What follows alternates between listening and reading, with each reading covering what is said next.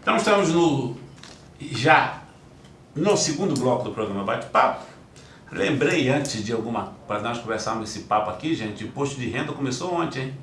Rapaziada aí, se liga e dá uma olhadinha, que tá fácil de fazer, mas cuidado com as pegadinhas, hein? Procure o contador, fica mais fácil, cuidado com as pegadinhas. Tá bem bonitinho lá a declaração. Boa sorte aí para todos aí. Professor Sérgio, é Hoffman ou Hoffman? Hoffman, nem Hoffman nem Hoffman. É Hoffman. Homem do pátio, ou Hoffnung, homem da esperança. Que bom tê-lo conosco. Muito obrigado pelo convite mais uma vez, meus amigos. É uma honra e um prazer estar aqui podendo falar do SEJA. Muito bem, professor. O senhor foi reeleito, professor? Graças a Deus, eu acredito que é um trabalho que a gente perseguiu desde o primeiro dia, Betão. Nós conseguimos o segundo mandato com 94% dos votos, respondendo pelo SEJA aqui de Blumenau, na rua Engenheiro Paulo Werner.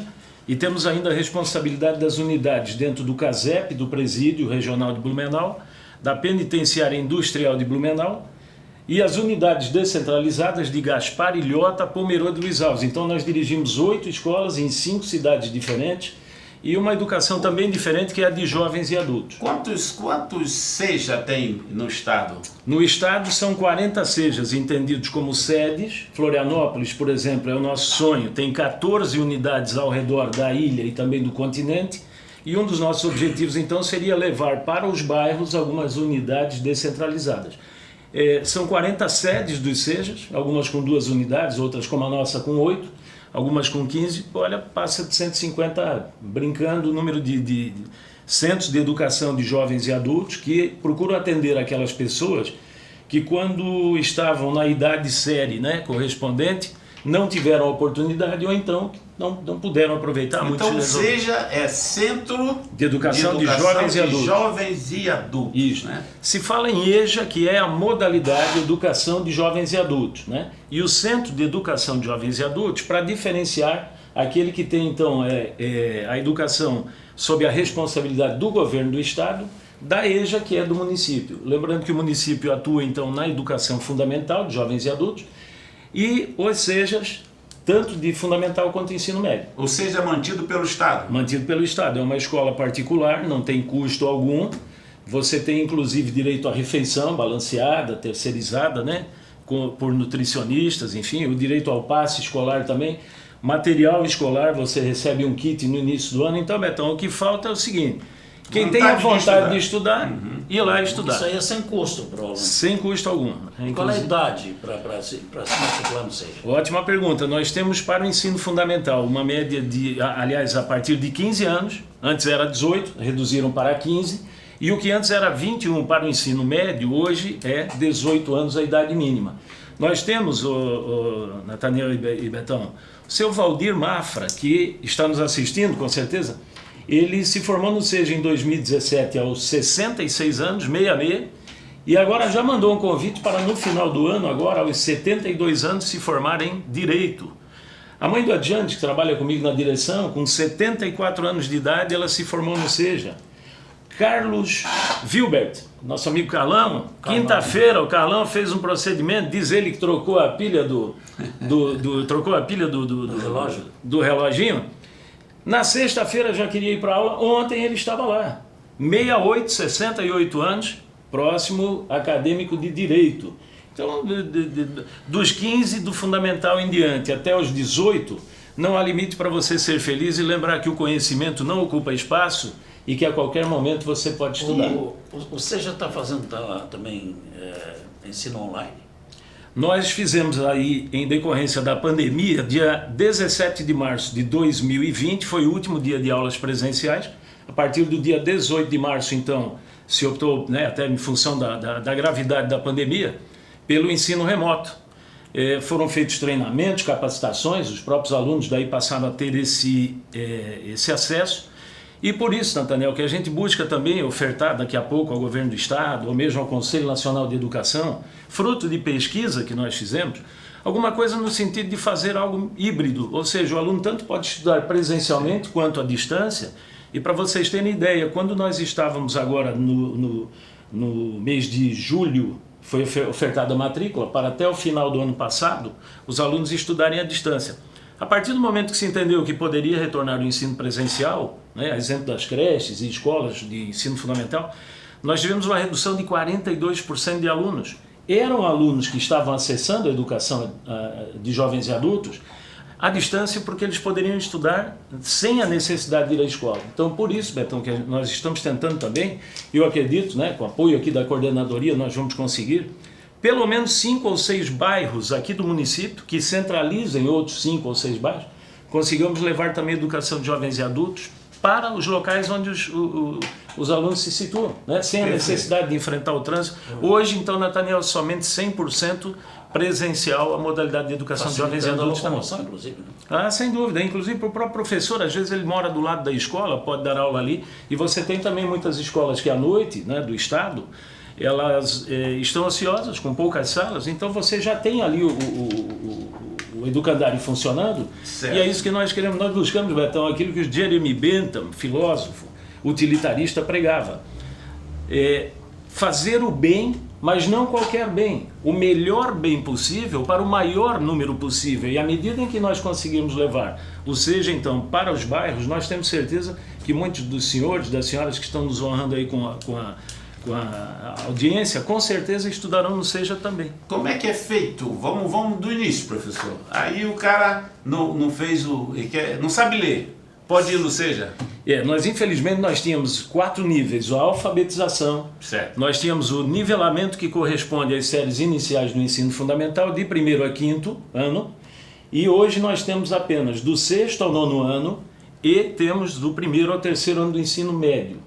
O aluno que não é alfabetizado, hoje no SEJA ele não encontra a vaga. Betão, olha o absurdo, quando a gente fala em educação, e não pense que eu sou politicamente correto, eu acho isso até um desserviço, você tem que falar aquilo que acredita, claro, sempre com base. Betão, nós tínhamos em 2016, quando assumimos a educação aqui do SEJA, 5.500 blumenauenses analfabetos, uma pesquisa feita em 2015. Com certeza esse número aumentou. Não sei dizer hoje, não sou leviano, mas se em 2015 eram 5.500, dá para você imaginar hoje algo em torno de 10, com certeza, né? Até porque muitas pessoas que a gente sabe que vieram para Blumenau carecem dessa educação, e nós falamos por conhecimento que eles nos procuram. Mas pode ser o inverso também, isso? Por dado informação, dado essas coisas, pode ser o inverso. Até poderia, né?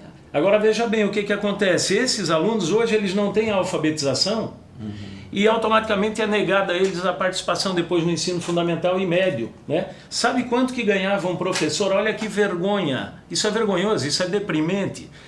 R$250 por mês ganhava o Betão, professor, ou Nathaniel, para ir lá dar uma aula por semana de matemática e uma de português, ou seja, para alfabetizar o sujeito em português e matemática, para ele poder ler o itinerário do ônibus. Só muito altruísta, só uma pessoa extremamente apaixonada pela educação, para ir dar aula 2 vezes por semana para ganhar R$250, não paga o pão que ele come durante o mês. Então a gente tem brigado por isso também, para tentar trazer de novo a alfabetização e também as séries iniciais. Até dependendo da distância, o combustível, né? Sem dúvida. Sabe lá, até o próprio passe do ônibus, né, para o professor. Né? Eu acho, professor, até a gente falar sobre isso, tem alguma coisa que não fecha entre salário e professor, sabe? Alguma coisa que não bate. Eu não entendo isso, não tem cabimento, né?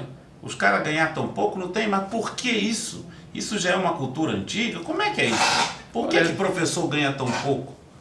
Olha, as variáveis são muitas, mas eu diria o seguinte, a educação, acima de tudo, eu sempre digo o seguinte, que para você ser professor, não basta você ter uma parede cheia de diplomas, que aquilo na verdade significa cursos e conhecimento que você obteve ao longo da vida, você precisa servir na frente de um quadro perante a sala de modelo. Se você não for um modelo, uma pessoa íntegra, ética, reta, perfeito, você está no lugar errado, não pode ser professor. Então, o que pressupõe além disso, obviamente, além de você ser exemplo, ser uma pessoa íntegra? Você ter a formação. Aí eu pergunto, qual é o estímulo que um professor tem quando ele faz uma pós-graduação, um mestrado, um doutorado? E aquilo vai acarretar muito pouco no valor de salário dele. Bem diferente do que ele acarretou em termos de conhecimento. E esse conhecimento, os alunos dele serão beneficiados. Então, Betão, isso eu acho que já é histórico, já é proposital. Olha, chega a ser deprimente quando às vezes em conversas, né, com os nossos pares, nós sabemos que muitas vezes o professor dá lá 20 horas aula para ganhar o que ganha lá de vale alimentação. Qualquer assessor de deputado que mal e mal, enfim, mal e mal às vezes sabe... Não existe uma falta de união dos professores, não, professor? É complicado, é demais, né? Então você está vendo agora os caras criticarem o governo Bolsonaro que deu 33%. Eu nunca vi, eu vivi 60 anos para ver sindicato brigar contra o aumento dado pelo presidente, porque não é o presidente deles. Então você foi muito feliz. Então tem alguma coisa que não fecha? Alguma coisa aí... Bom, sabe o termo que o francês usa, le esprit do corpo, o espírito de corpo. Fez para você, fez para mim, fez para você, fez para nós. Infelizmente falta realmente. E sabe, Betão, eu, como eu te falei, não sou politicamente correto, às vezes me cobram até por eu falar o que eu penso, mas senão eu vou deixar de ser autêntico e jamais quero isso. É complicado você imaginar alguma melhoria nesse sentido quando eu, como gestor da escola, o responsável pelo prédio, por tudo que acontece lá dentro, pelas pessoas, não tenho a caneta na mão para contratar o professor.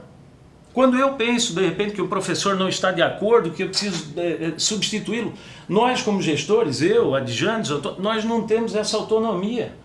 Sabe por quê, Betão? Porque isso tudo é direcionado pela política. Enquanto a gestão da educação for política, entendi, política partidária para piorar, nós não chegaremos a lugar nenhum diferente de onde estamos.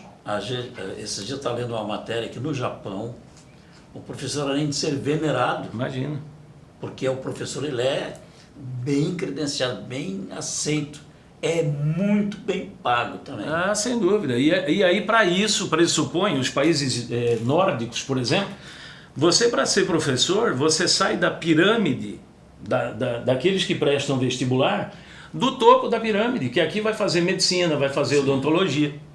Então, infelizmente aqui, você vê que são outros estratos. E para ser um gestor lá, Betão, é preciso uma outra faculdade, uma outra formação para ser gestor, não só professor. Já voltamos, não saia daí. Voltaremos no terceiro bloco do programa Bate-Papo.